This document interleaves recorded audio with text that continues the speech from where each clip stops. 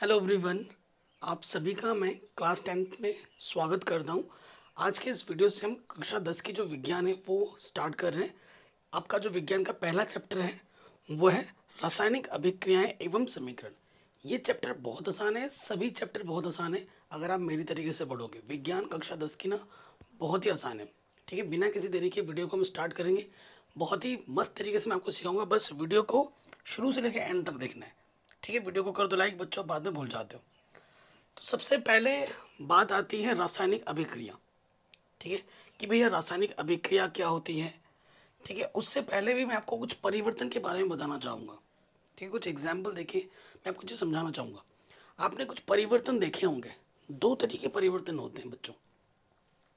एक परिवर्तन होता है भौतिक और एक होता है रासायनिक परिवर्तन। भौतिक परिवर्तन क्या है? जैसे हमारे पास कोई एक चीज़ है, एक पदार्थ है, उसको आपने दूसरे रूप में परिवर्तित कर दिया। जैसे हमारे पास जो जल होता है उसको आप ठंडा करोगे तो वो बर्फ़ बन जाती है, और उसको बर्फ़ को गर्म करोगे तो फिर से जल बन जाती है। तो वह परिवर्तन जिसका एक अवस्था से दूसरी अवस्था में परिवर्तन हुआ, दूसरी अवस्था से फिर प्रथम अवस्था में आ सकती है, तो ऐसे परिवर्तन को आप भौतिक परिवर्तन कहते हैं। अब रासायनिक परिवर्तन क्या होता है? रासायनिक परिवर्तन में क्या होता है, हमारे पास एक वस्तु है, जैसे दूध है, दूध से आपका दही बना, तो क्या आप दही से दूध बना सकते हो? नहीं बना सकते। तो वह परिवर्तन जो एक अवस्था से दूसरी अवस्था में जाने के पश्चात दूसरी अवस्था से प्रथम अवस्था में नहीं वापस आ सकती, ऐसे परिवर्तन को हम रासायनिक परिवर्तन कहते हैं। ठीक है, आपको मैं एक चीज़ रेकमेंड करूँगा कि आगे ना हमें रासायनिक सूत्र बनाने के होंगे।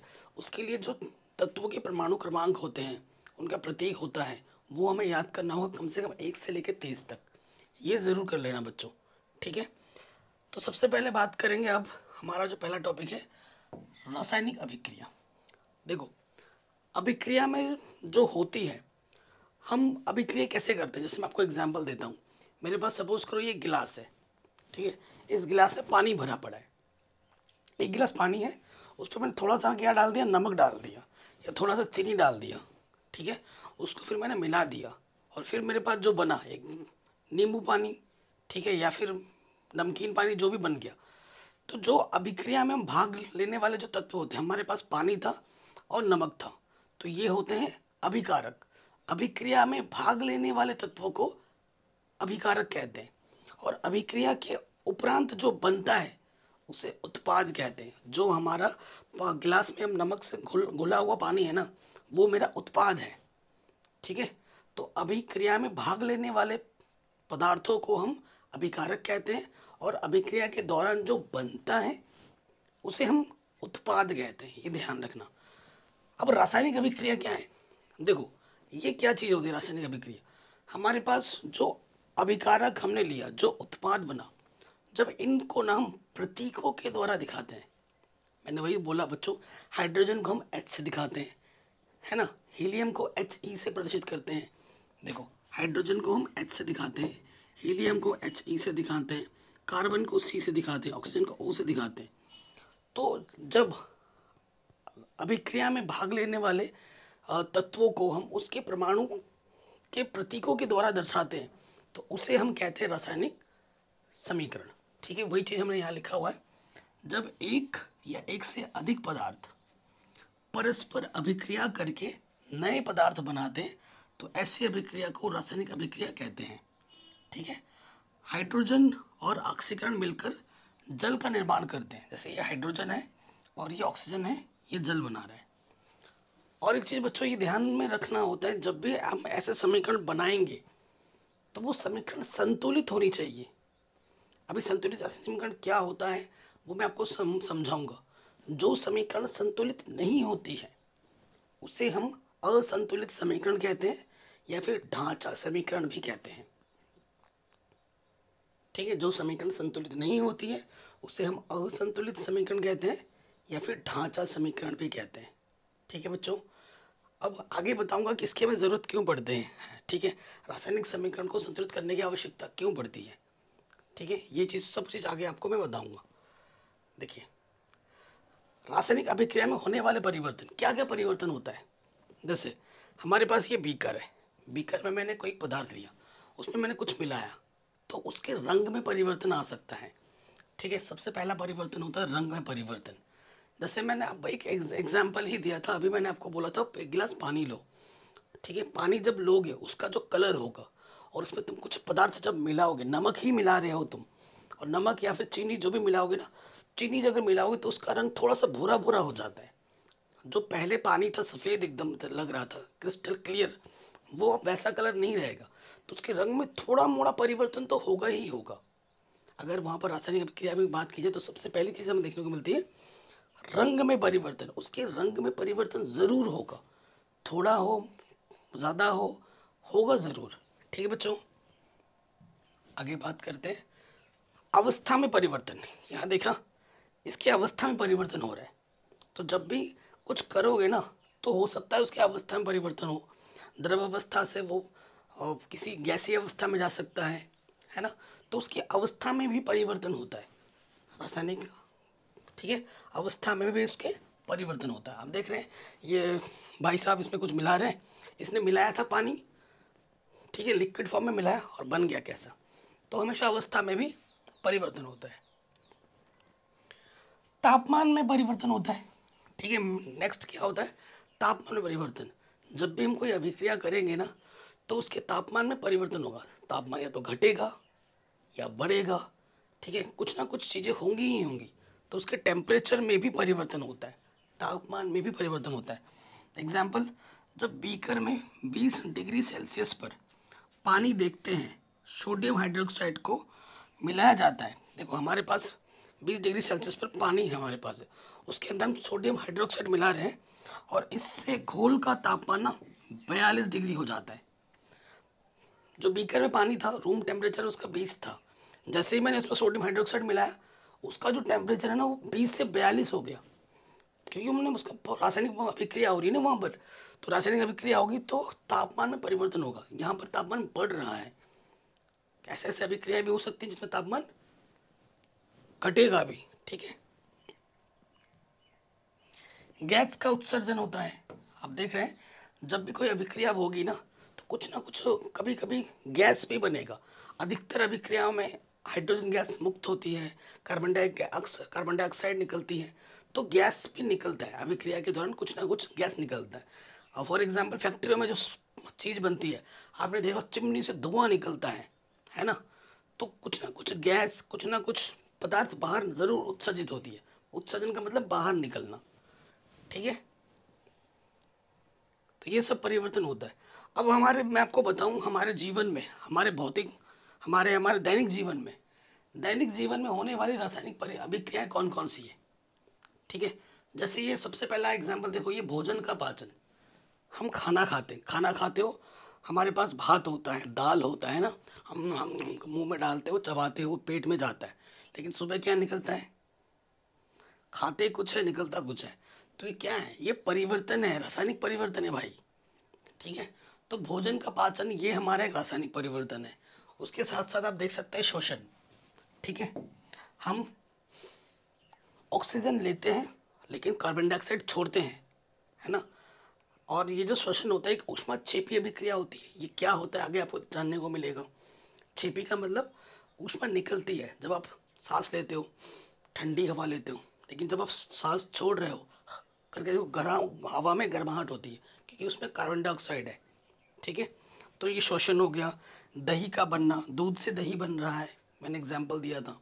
तो ये उसके साथ साथ ये लोहे पर जंग लगना, ये सब रासायनिक परिवर्तन के उदाहरण है। लोहा था, कुछ टाइम पर वो पहले कुछ कलर और था, कुछ टाइम पर ऐसा बुरा बुरा कलर हो जाता है, तो ये जंग लग गया है। पहले ऐसे थी, अब ऐसे हो गई है। तो ये रासायनिक परिवर्तन के उदाहरण आपके सामने मैंने कुछ रखे हैं जो दैनिक जीवन में देखे जाते हैं, जो डेली की लाइफ में चलते रहते हैं। अगर आपको समझ में आ रहा है बच्चों वीडियो, तो एक लाइक ज़रूर करना है। किसी भी पॉइंट पे अगर डाउट हो तो बच्चों वीडियो को दोबारा देखिए। अगर फिर भी कन्फ्यूज़न हो कमेंट कीजिए, मैं आपका रिप्लाई ज़रूर करूँगा। ठीक है, लेकिन अगर आप ध्यान से देखोगे, ध्यान से सुनोगे, ठीक है, तो आपको कहीं पे कोई डाउट होगा ही नहीं। और हमेशा पढ़ाई करते वक्त एक नोटबुक अपने पास रखो, उसमें नोट करते हुए पढ़ो। एक बेस्ट जो मेथड होता है, पहले एक बार सर ने जो पढ़ाया उसको सुनिए, दोबारा उसी चीज़ को लिखते हुए सुनिए। 2 बार तो देखना ही पड़ता है, सिर्फ एक बार वीडियो देखने से काम नहीं चलेगा। ठीक है, ये बेस्ट टेक्निक होती है पढ़ने की। अब ये जो मैंने बोला था अभिकारक और उत्पाद, ये तो मैं ऑलरेडी बता चुका हूँ। अभिकारक क्या होते हैं? अभिक्रिया में भाग लेने वाले वस्तुओं को या पदार्थ को हम अभिकारक कहते हैं। जैसे मैंने पानी लिया था, जैसे मैंने चीनी लिया था, तो अभिक्रिया में ये भाग लेने वाले पदार्थ हुए, तो ये मेरे अभिकारक हुए। और फिर जो चीनी का घोल बना था पानी के साथ, वो मेरा उत्पाद हुआ। तो वही चीज़ मैंने यहाँ लिखी है, आप नोट अपना बना सकते हैं। ऐसे पदार्थ जो किसी रासायनिक अभिक्रिया में भाग लेते हैं उसे हम अभिकारक कहते हैं। उत्पाद क्या होता है? ऐसे पदार्थ जिनका निर्माण रासायनिक अभिक्रिया में के बाद होता है उसे उत्पादन कहते हैं। जैसे ये मेरा हाइड्रोजन है और ये मेरा ऑक्सीजन है, तो ये मेरे क्या हैं? अभिकारक हैं, हाइड्रोजन और ऑक्सीजन।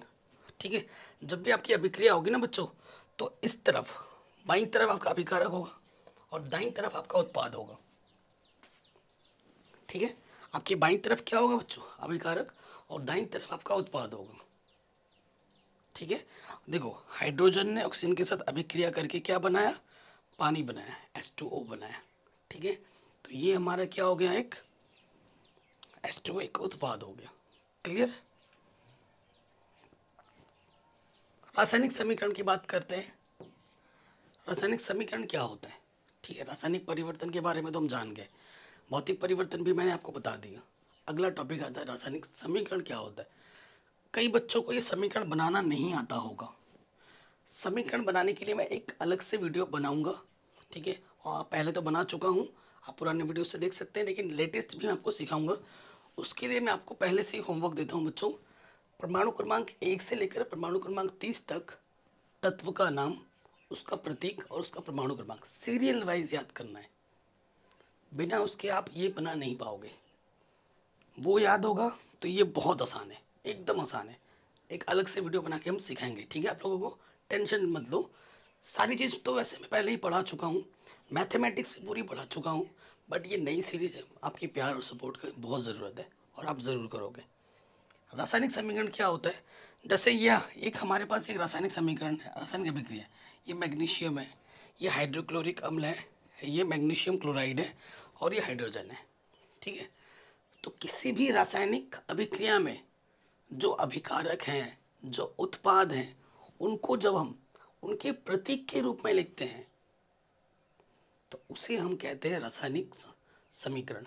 ठीक है, जैसे देखो बच्चों, ये मैग्नीशियम को हम Mg से प्रसिद्ध कर रहे हैं। ठीक है, हाइड्रोक्लोरिक अम्ल HCl। ठीक है, मैग्नीशियम क्लोराइड MgCl2। ठीक है, हाइड्रोजन HO2। ठीक है, हाइड्रोजन का तो H होता है, तो H2 क्यों लिखा गया है? ये सब ख्याल आपके मन में आ रहे होंगे, तो इसका पूरा जवाब मिलेगा एक नए वीडियो में। ठीक है, फिलहाल आप तो ये समझिए, और ये समीकरण कैसे बनती है, कैसे क्या होता है, वो अलग वीडियो में हम समझाएंगे। ठीक है, यहाँ पर करेंगे तो वीडियो बहुत लंबी बन जाएगी, कन्फ्यूज़न हो जाएगा, तो उसी के चलते मैं उसको एक अलग से वीडियो में समझाऊंगा। हमारे जो पढ़ाने का सीरीज होगा बच्चों, वो 3 वीडियोज़ आएंगे। ठीक है, इसके 3 वीडियोज़ आएंगे। पहला जो वीडियो होगा हमारा, उस पर हम NCERT को ढंग से समझेंगे, आसान तरीके से, आसान परिभाषा से, किताबी चीज़ों से हट के, बाकी लोगों से हट के। उसके बाद हम जो नेक्स्ट वीडियो आपको देंगे वो होगा NCERT के बॉक्स और अभ्यास के प्रश्न और कुछ इम्पॉर्टेंट क्वेश्चन। और उसके बाद अगली जो वीडियो आएगी उसमें विगत वर्षों के जितने भी प्रश्न होंगे, इम्पॉर्टेंट ऑब्जेक्टिव क्वेश्चंस होंगे, जो एग्जाम में प्रश्न पूछे जा सकते हैं, वो होगी। तो हर चैप्टर के आपको 3 वीडियोस मिलेंगे, और इन 3 वीडियोस को हर चैप्टर के अगर आप देख लेते हो, मैं 100% दावे के साथ कह सकता हूँ आपका एक भी क्वेश्चन बोर्ड एग्जाम में नहीं छूटेगा। ये मैं दावे के साथ कह सकता हूँ, 100%। जो पढ़ाऊँगा वही आएगा, चाहे वो मैथ हो, विज्ञान हो या कोई भी सब्जेक्ट हो, ये मेरा दावा है। ठीक है, बस आपको पढ़ना होगा। तो रासायनिक समीकरण क्या है? देखिए, किसी रासायनिक अभिक्रिया में भाग लेने वाले अभिकारकों और अभिक्रिया के फलस्वरूप उत्पन्न होने वाले उत्पादों को प्रतीकों तथा सूत्रों द्वारा निरूपित करने को रासायनिक समीकरण कहते हैं। जो मैंने बोला वही लिखा है, आप अपना नोट्स भी बनाते रहना, या फिर स्क्रीनशॉट लो, बाद में आप नोट्स ज़रूर बना लेना अपने। इससे सिंपल नोट्स आपके नहीं बनेंगे। ठीक है, उदाहरण ज़रूर देना है। जैसे ये हमारा मैग्नीशियम है, Mg से प्रदत्त करेंगे, हाइड्रोक्लोरिक अम्ल है 2HCl, magnesium chloride MgCl2, hydrogen H2। हमेशा जो रासायनिक समीकरण होगी वो संतुलित होगी। बिना संतुलित करके अगर आप ऐसे वैसे लिख के चले आते हो तो उसको काट के 0 नंबर दिया जाएगा, ये ध्यान रखना, ठीक है। उदाहरण जब भी दोगे आप किसी रासायनिक समीकरण का तो वो संतुलित अवश्य होना चाहिए। ये चीज़ आप बार बार मैं आपको बोल रहा हूँ, ठीक है। अगला है ढांचा समीकरण, जिसे अंग्रेजी में कहते हैं स्केलेटल केमिकल इक्वेशन, ढांचा समीकरण या फिर असंतुलित समीकरण। सिंपल, असंतुलित समीकरण क्या होता है? वह समीकरण जो संतुलित नहीं है। अब आप कहोगे सर ये संतुलित समीकरण क्या होता है? देखो अभी मैं इस जो एग्जाम्पल दिया था ना वो समझाता हूँ। ये मेरा क्या हुआ बच्चों? ये मेरा हुआ अभिकारक, ठीक है। ये मेरा अभिकारक हुआ। ये मेरा क्या हुआ बच्चों? ये मेरा हुआ उत्पाद, ठीक है सर। तो सर संतुलित समीकरण क्या होता है? अब देखो यहाँ पर मैग्नीशियम कितना है? 1 है। अगर इधर मैग्नीशियम 1 है तो उधर भी मैग्नीशियम 1 ही होना चाहिए। अगर इधर 2 है तो उधर भी 2 होना चाहिए, ठीक है। क्योंकि ये द्रव्यमान संरक्षण के नियम का पालन करना चाहिए। उसके अनुसार ना तो हम कोई चीज़ बना सकते हैं ना ही उसे मिटा सकते हैं, उसको हम एक रूप से दूसरे रूप में परिवर्तन कर सकते हैं, ठीक है। उसी नियम का पालन करते हुए अगर इधर है मैग्नीशियम 1 है तो यहाँ देखो इधर भी मैग्नीशियम 1 ही है, ठीक है। क्लोरीन के आगे यहाँ 2 लिखा हुआ है ना, तो यानी क्लोरीन 2 है। कितना है इधर? क्लोरीन 2। इधर भी क्लोरीन कितना है? 2 है, ठीक है। हाइड्रोजन इधर क्या है? H के सामने 2 लिखा हुआ है, हाइड्रोजन 2 है, इधर भी हाइड्रोजन 2 है। तो जितनी चीज़ें लेफ्ट में है उतनी ही चीज़ें राइट में है, तो ये संतुलित रासायनिक समीकरण हुआ। अगर नहीं है तो वो समीकरण को हम असंतुलित रासायनिक समीकरण कहते हैं, जैसे ढांचा समीकरण भी कहा जाता है। और फिर उसको संतुलित करना भी हम आपको सिखाएंगे। बोर्ड एग्जाम में आपको असंतुलित समीकरण देखने को मिलेगा, उसको संतुलित करना होता है। हर साल क्वेश्चन आता है और बहुत ही आसान है, फ्री फंड के नंबर कहूँगा मैं तो, ठीक है। और बाकी लोगों ने यूट्यूब में ना बड़ा टिपिकल बड़ा टफ सिखा रखा है, मेरे जैसा कोई नहीं सिखाता पूरे यूट्यूब में ये, ठीक है। चाहे वो गणित की बात हो या फिर बाकी विज्ञान की बात, जिस टेक्निक और आसान मेथड से मैं पढ़ाता हूँ ना, बाकी लोग वैसे नहीं पढ़ाते हैं। मैं किसी टीचर की बुराई नहीं कर रहा हूँ, सबका पढ़ाने का तरीका अलग होता है। तो मैं आपसे एक बार रिक्वेस्ट करूँगा कि किसी और का वीडियो देखिएगा और मेरे वीडियो देखिएगा तो आपको डिफरेंस पता लगेगा कि मेरे पढ़ाने का तरीका कैसा है। देखो नॉलेज सबके पास अच्छा है और सबका तरीका भी अच्छा है, सब कोशिश करते हैं कि अच्छा नॉलेज दें आपको, बट मेरा तरीका बहुत आसान होता है। मैं ये सोच के पढ़ाता हूँ कि अगर मैं स्टूडेंट होता और मेरे टीचर मुझे पढ़ा रहे होते तो मैं उनसे क्या एक्सपेक्ट करता कि मैं मुझे फट से समझ में आ जाए, तो उसी चीज़ को सोच के मैं पढ़ाता हूँ ताकि आपको फट से समझ में आ जाए।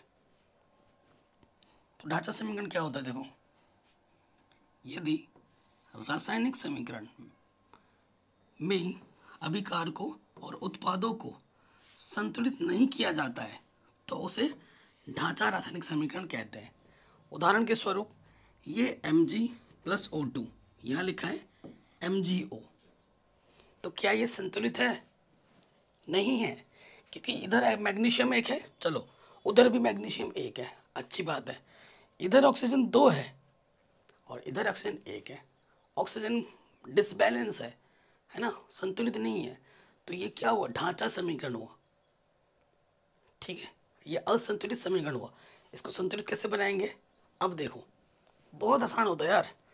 यहाँ ऑक्सीजन 2 है, उधर ऑक्सीजन 1 है, तो 1 को अगर 2 बनाना है तो क्या करोगे?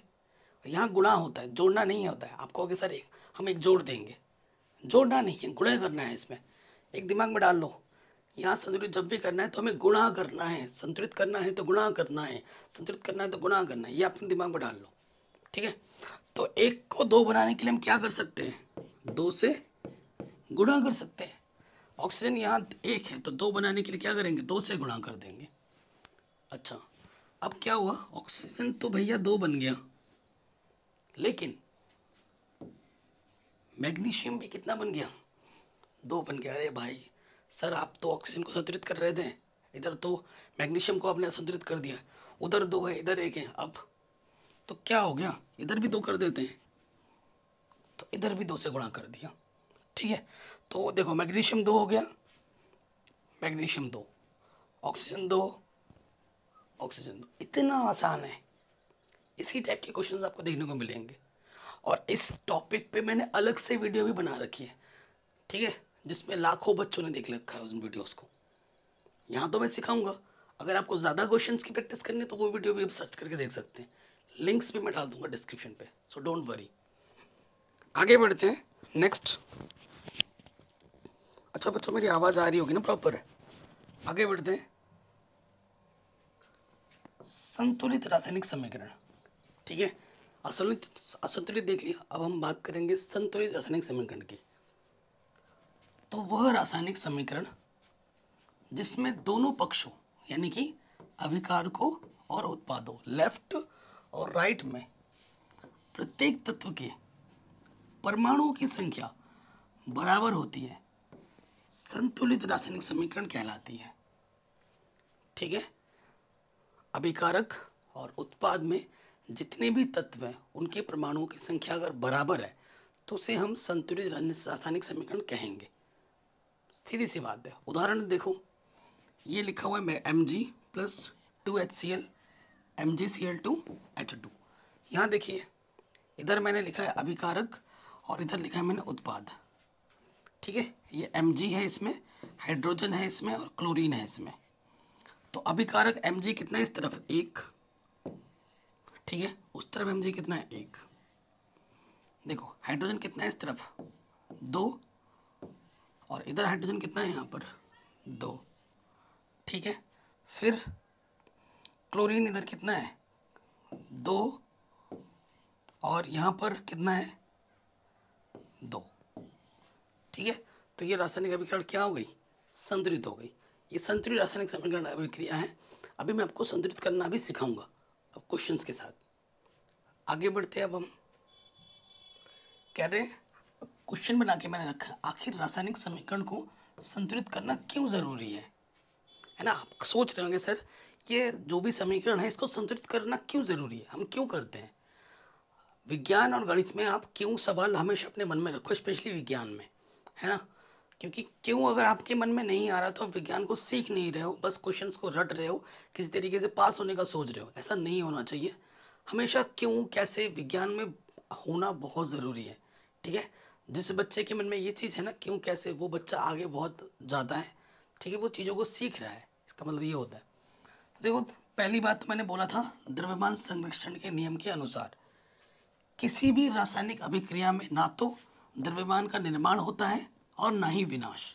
मैंने बोला था कि द्रव्यमान संरक्षण के नियम को संतुष्ट करने के लिए ये सब किया जाता है। अतः रासायनिक अभिक्रिया के पहले एवं उसके बाद प्रत्येक पदार्थ के परमाणुओं की संख्या बराबर होनी चाहिए।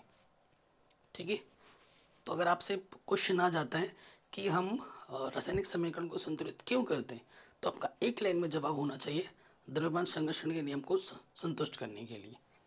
ठीक है, आगे बढ़ते हैं। रासायनिक समीकरण को संतुलित करना, ये मैं आपको सिखा दूँ। देखो, ये एक हमारे पास रासायनिक समीकरण है, इसमें भाग लेने वाले तत्व क्या हैं? F है, H है और O है। इधर F कितना है लेफ्ट में? 1 है। और इधर कितना है? Fe, देखो 3 लगा पड़ा है। ठीक है, फिर देखो हाइड्रोजन यहाँ पर कितना है? 2। और इधर हाइड्रोजन कितना है? 2। ये टेबल तो मैंने ऐसे ही बना दी है, टेबल बनाने की ज़रूरत नहीं है। ठीक है, बोर्ड एग्जाम में आप सोचोगे कि क्वेश्चन आएगा ऐसा टेबल बनाओगे, अगर आपके पास समय ज़्यादा है तो बना लो, कोई दिक्कत नहीं है। लेकिन बिना टेबल बनाए अगर करोगे तो भी आपको पूरे नंबर मिलेंगे। ठीक है, मैं तो आपको डिटेल में समझा रहा हूँ, तो टेबल बना के दिखा रहा हूँ। ऑक्सीजन इस तरफ कितना है? 1। और इधर ऑक्सीजन कितना है? 4। तो क्या क्या असंतुलित है? Fe असंतुलित है और ऑक्सीजन असंतुलित है, बाकी हाइड्रोजन संतुलित है। ठीक, तो भैया यहाँ 3 है, इसको 3 बनाने के लिए मुझे क्या करना पड़ेगा? 3 से गुणा। तो मैं इसमें 3 से गुणा कर दूंगा।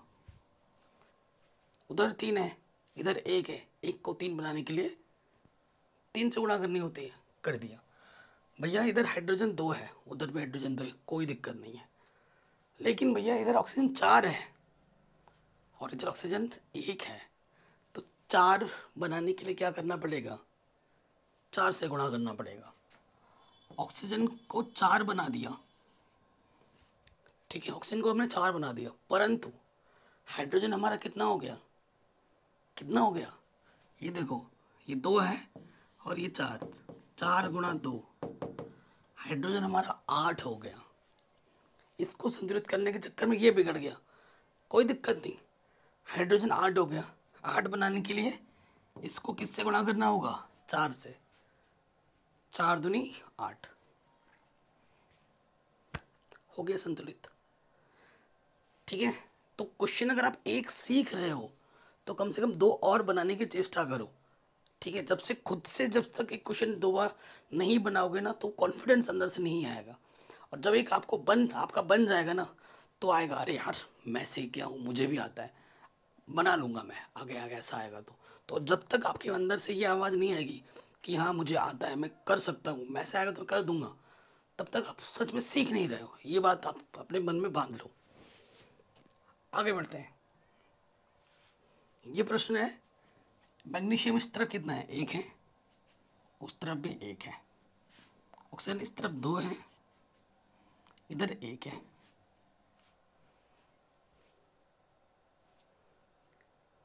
दो बनाने के लिए क्या करना होगा, 2 से गुणा, जैसे ही 2 से गुणा किया मैग्नीशियम 2 बन गया, तो इसको 2 बनाने के लिए 2 से गुणा, मैग्नीशियम 2 है, यहाँ पे भी 2 है, यहाँ 2 है, इधर भी 2 है, संतुलित। अब आगे बढ़ते हैं बच्चों। अब हम क्या देखेंगे कि रासायनिक अभिक्रिया के प्रकार, ये मोस्ट इम्पॉर्टेंट है, और यहाँ से जितने भी प्रकार बताऊंगा 1 से 2 प्रकार तो बोर्ड एग्जाम में आएंगे ही आएंगे, पक्का पक्का है, ठीक है। प्रकार की अगर बात करें तो हमारे पास संयोजन अभिक्रिया है, वियोजन अभिक्रिया है, विस्थापन अभिक्रिया है और द्विविस्थापन अभिक्रिया है। अगर एग्जाम में आता है कि बताओ संयोजन अभिक्रिया किसे कहते हैं, तो अगर आप सिर्फ उसकी परिभाषा लिख दोगे तो उससे काम नहीं चलेगा, आपको उसके साथ साथ एग्जाम्पल भी देना है, उदाहरण समीकरण, है ना। तो जहाँ पूछे या ना पूछो उदाहरण ज़रूर दो, चित्र बनाना है तो चित्र भी ज़रूर बनाओ। तो ये मैं आपको पहले बता देना चाहता हूँ। जैसे पहला टॉपिक है संयोजन, नाम से स्पष्ट है, संयोजन का मतलब जुड़ना। तो क्या होता है संयोजन अभिक्रिया, आप वह रासायनिक अभिक्रिया जिसमें 2 या 2 से ज़्यादा अभिकारक मिलकर एक ही उत्पाद बनाते हैं, उसे हम संयोजन अभिक्रिया कहते हैं। देखो जो अभिकारक होगा ना वो 2 या 2 से ज़्यादा हो सकते हैं, लेकिन जो उत्पाद बनेगा वो एक ही बनेगा, तो उसे कहते हैं संयोजन अभिक्रिया। वह रासायनिक अभिक्रिया जिसमें 2 या 2 से अधिक प्रकार के पदार्थों के अणु परस्पर जुड़कर केवल एक ही प्रकार के पदार्थ के अणु बनाते हैं, संयोजन अभिक्रिया कहलाते हैं। For example A plus B बना रहा है AB, ठीक है ना। तो यहाँ पे देखो उदाहरण यहाँ से दिखा रहा हूँ मैं आपको, ये मेरा सोडियम है और ये मेरा क्लोरीन है। यहाँ पर अभिकारक कितने हैं, 2 है, और उत्पाद एक ही है, NaCl, sodium chloride. 2Na plus Cl2, ये अभिक्रिया का निशान है। तीर का निशान का मतलब क्या हो रहा है, अभिक्रिया होने के बाद क्या बना, सोडियम क्लोराइड। तो सोडियम क्लोराइड हमारा उत्पाद है, सिंगल प्रोडक्ट है, और हमारे पास यहाँ पर 2 है, 2 से ज़्यादा भी हो सकते हैं। तो अभिकारक 2 से ज़्यादा हो सकते हैं, लेकिन उत्पाद आपका एक ही बनेगा, ठीक है। तो वो होती है संयोजन अभिक्रिया। अगले पे आ जाते हैं, वो है वियोजन अभिक्रिया। वियोजन का मतलब अलग होना। वियोजन का मतलब क्या होता है, अलग होना, सीधी सी बात है, आपको रटने की जरूरत नहीं पड़ेगी, नाम से ही पता चल जाएगा। मैंने अपने टाइम में ये रटा ही नहीं था, हाँ बच्चे तो रटने शुरू कर देते हैं, भाई नाम से ही पता चल रहा है, संयोजन, जुड़ना, वियोजन, अलग होना। तो इसमें क्या होता है, वह अभिक्रिया जिसमें अवयवी तत्व छोटे सरल यौगिकों में विभाजित हो जाते हैं, यह अभिक्रिया ऊष्मा, प्रकाश अथवा विद्युत द्वारा संपन्न होती है। इसमें क्या होता है ना, अभिकारक एक होता है, उसका उल्टा, अभिकारक एक होता है, उत्पाद 2 या 2 से ज़्यादा हो सकते हैं। देखो ये एक अभिकारक है और यहाँ उत्पाद 2 है। ये एग्जाम्पल है ना। जैसे वियोजन अभिक्रिया के प्रकार बताऊं तो ऊष्मीय वियोजन है, विद्युत वियोजन है, ठीक है, ये आपके सिलेबस में है, तो ये मैं आपको समझाता हूँ। ऊष्मीय वियोजन क्या होता है? वह वियोजन अभिक्रिया जो ऊष्मा देने पर संपन्न होती है, ऊष्मीय वियोजन कहलाती है। विद्युत वियोजन वह वियोजन अभिक्रिया जिसमें विद्युत देने पर अभिक्रिया संपन्न होती है, विद्युत वियोजन कहलाता है। सिंपल। देखो ऊष्मीय वियोजन क्या लिखना है? जब किसी पदार्थ के वियोजन की अभिक्रिया ऊष्मा देने पर होती है तो उसे हम ऊष्मीय वियोजन कहते हैं।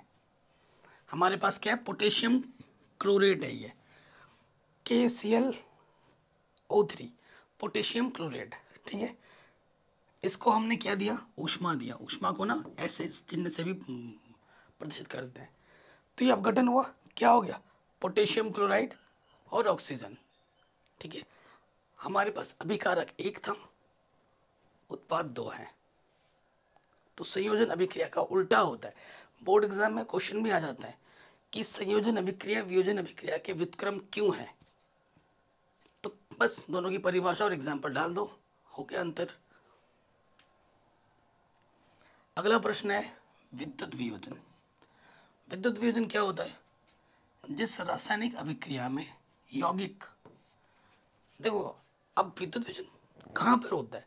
जब जो हमारे पास अभिकारक है ना वो द्रव अवस्था में होगा या गलित अवस्था में होगा, पानी पानी सा होगा ना, तब ही विद्युत वियोजन होता है, अन्यथा नहीं होता है।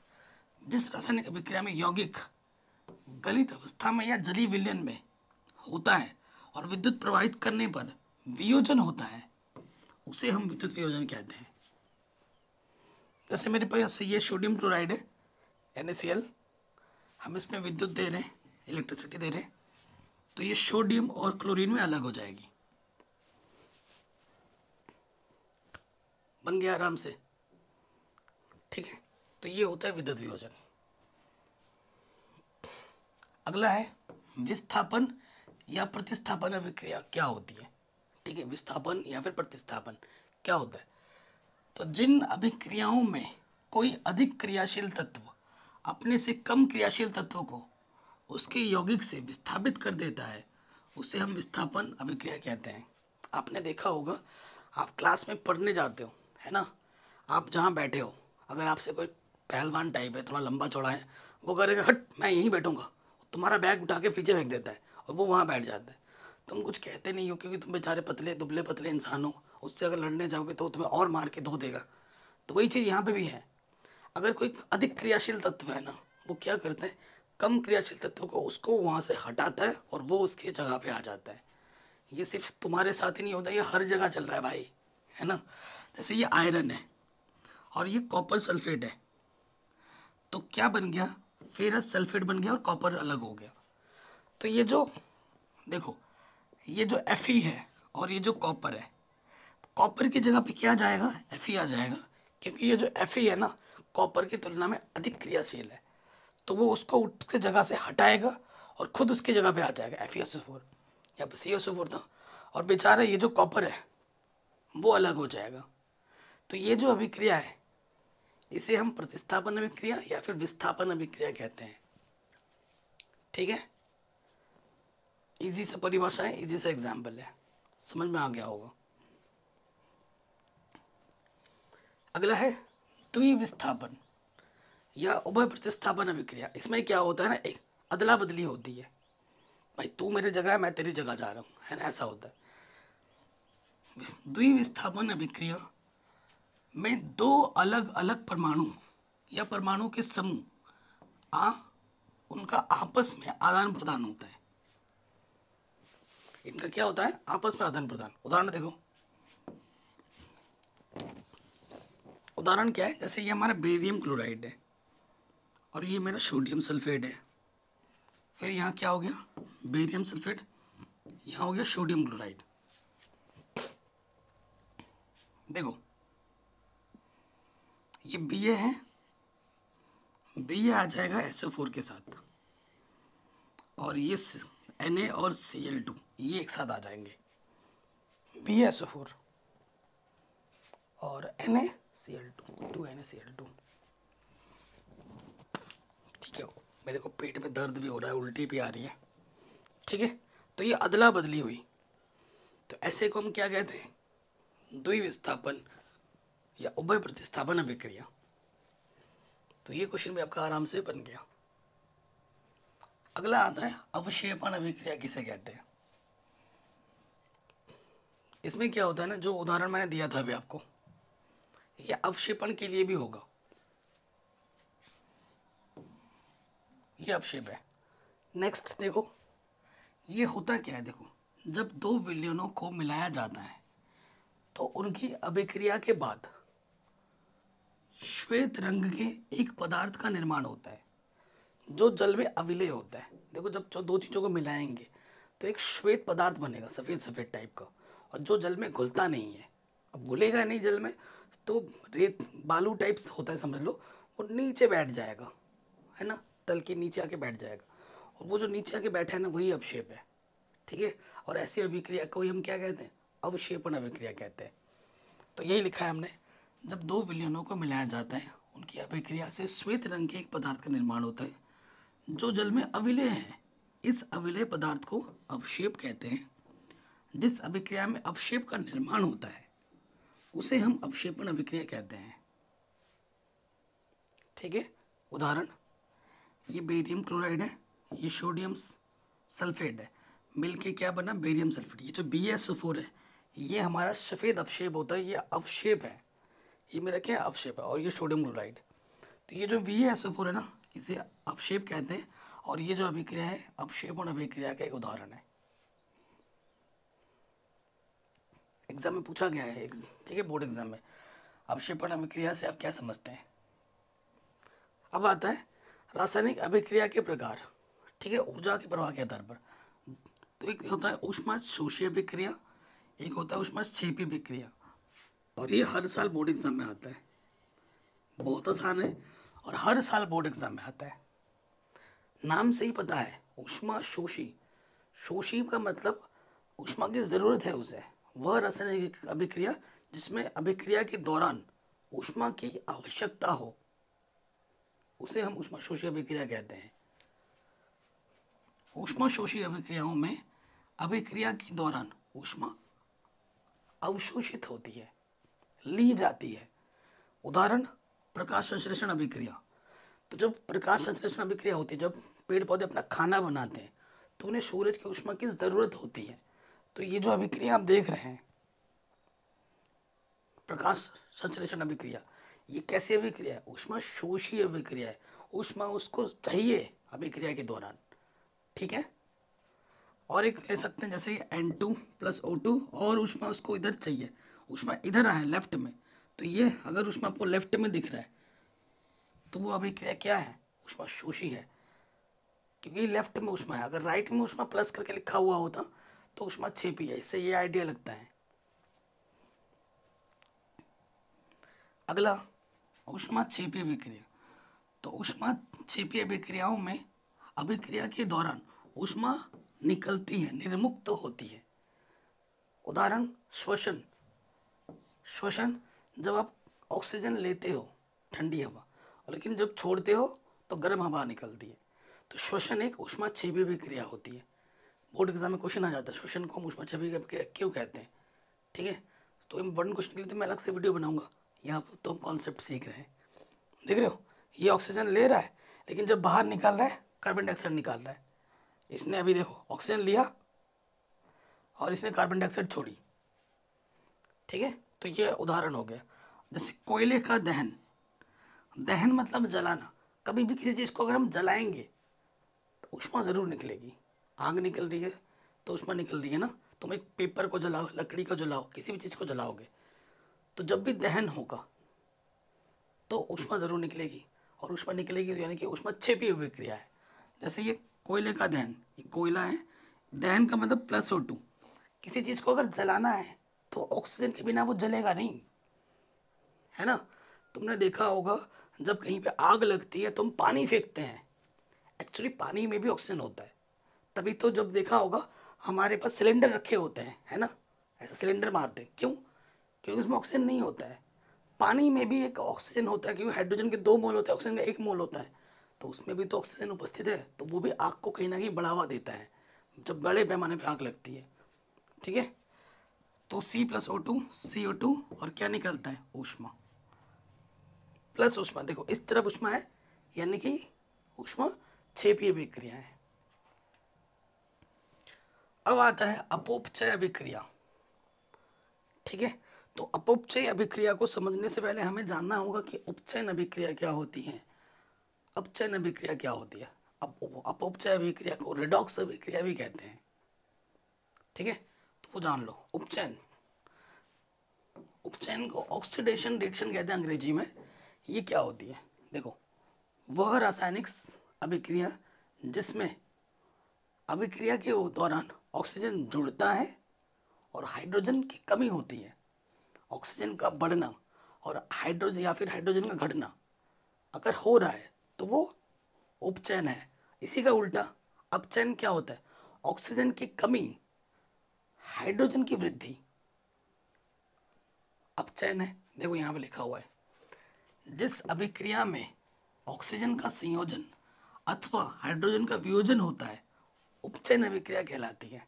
इलेक्ट्रॉनों के आधार पर भी जान लो। पदार्थों द्वारा एक या अधिक इलेक्ट्रॉन त्याग करने के प्रक्रम को, जब कोई इलेक्ट्रॉन त्यागता है, त्याग करने की उसमें प्रवृत्ति है, तो वो क्या होती है, उपचयन होती है। 2 टाइप की परिभाषा है, दोनों में लिखवा दे रहा हूँ। ठीक है, एग्जाम में ज़रूर आते हैं। एग्जाम्पल, ये एग्जाम्पल याद कर लो। CuO CuS2। देखो यहाँ पर H2 है, इसके साथ ऑक्सीजन नहीं है, लेकिन यहाँ पर जाके H2 के साथ क्या आ गया, ऑक्सीजन। तो यहाँ H2 का क्या हो रहा है, उपचयन हो रहा है, क्योंकि इसमें ऑक्सीजन जुड़ रहा है। अब लगे हाथ दूसरा भी बता देता हूँ, चलो इधर बताते हैं। अपचयन अभिक्रिया क्या होती है, इसका उल्टा होता है। ठीक है, जिस अभिक्रिया में ऑक्सीजन का वियोजन मतलब घटना और हाइड्रोजन का संयोजन होता है अपचयन अभिक्रिया कहलाती है। बिल्कुल उसका उल्टा। और इसमें पदार्थों द्वारा एक या अधिक इलेक्ट्रॉन ग्रहण करने के प्रक्रम को अपचयन कहते हैं। उधर त्यागता है उपचयन में, और अपचयन में ग्रहण करता है। ठीक है, मुझे चाहिए मुझे चाहिए, तो जो ऐसे इलेक्ट्रॉन्स होंगे ना वो क्या होंगे, अपचयन। ठीक है, फॉर एग्जांपल ये ZnO + C Zn + CO। तो देखो Zn के साथ यहाँ ऑक्सीजन है, परंतु यहाँ ऑक्सीजन गायब हो गया, खत्म। तो यहाँ ZnO का क्या हो रहा है, अपचयन, क्योंकि ऑक्सीजन की कमी हो रही है। तो भाई साहब यहाँ पर क्या हो रहा है, अपचयन हो रहा है। अच्छा, मैंने तो ये बताया ही नहीं कि रेडॉक्स अभिक्रिया क्या होती है। वो रासायनिक अभिक्रिया जिसमें उपचयन और अपचयन दोनों साथ साथ होते हैं, रेडॉक्स अभिक्रिया कहलाती है। उदाहरण, उदाहरण पूछोगे तो यही उदाहरण है।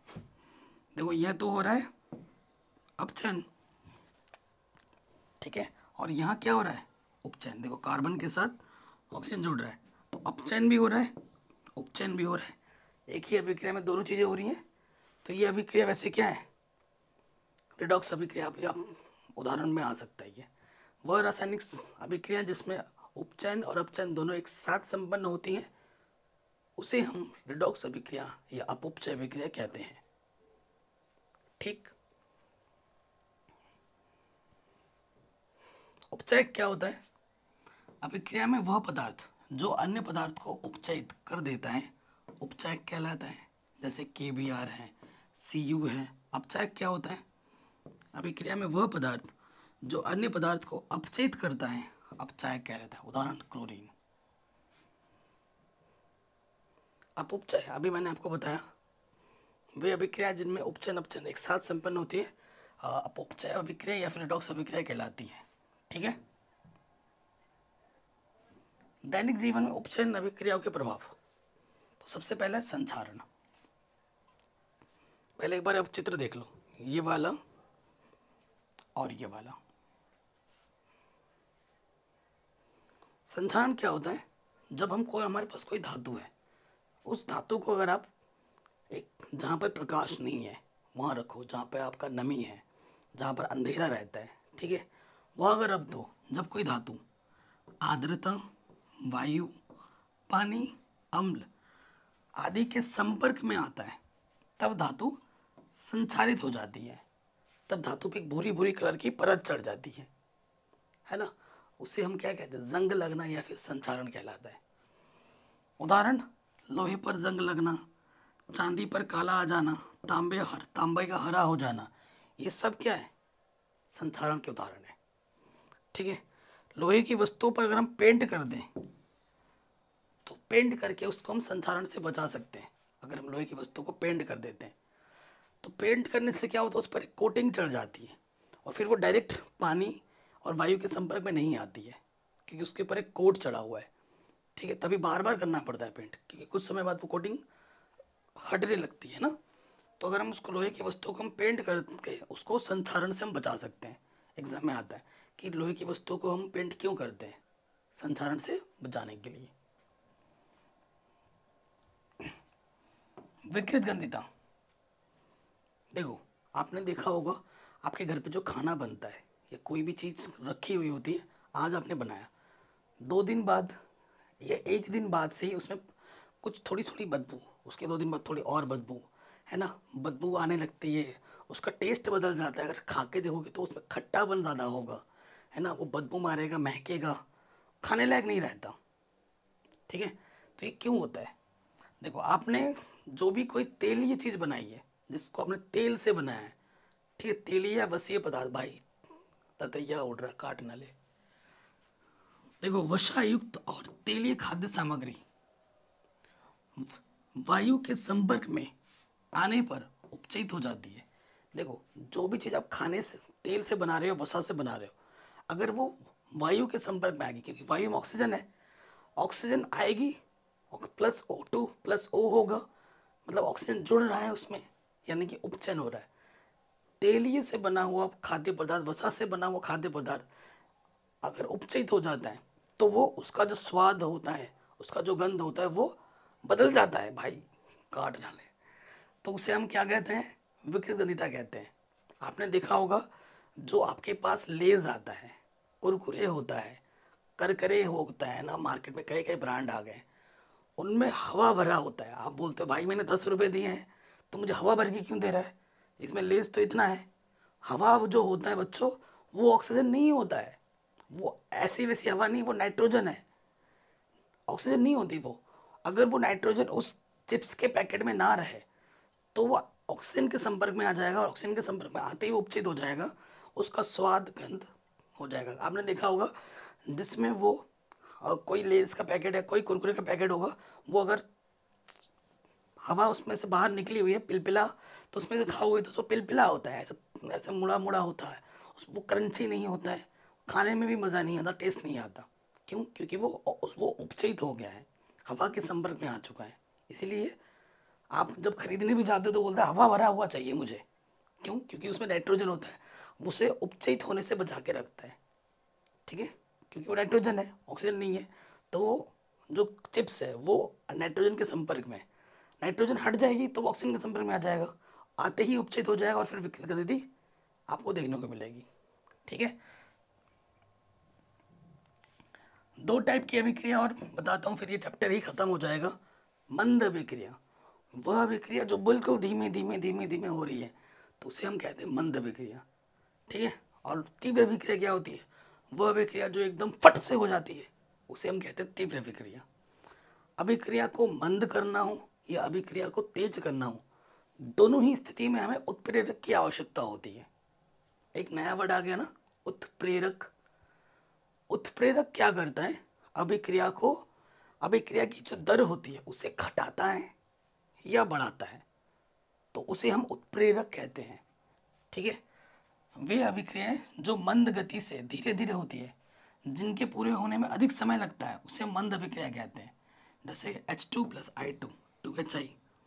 तीव्र अभिक्रिया वे रासायनिक अभिक्रिया जो शीघ्रता से संपन्न हो जाती हैं, 6 से 10 सेकंड में, उसे हम कहते हैं तीव्र अभिक्रिया। जैसे AgNO3 + NaCl AgHCl + NaNO3 बनेगा, उदाहरण भी मैंने दे रखा है। ठीक है, तो आशा करता हूँ ये चैप्टर आपको समझ में आ रखा होगा।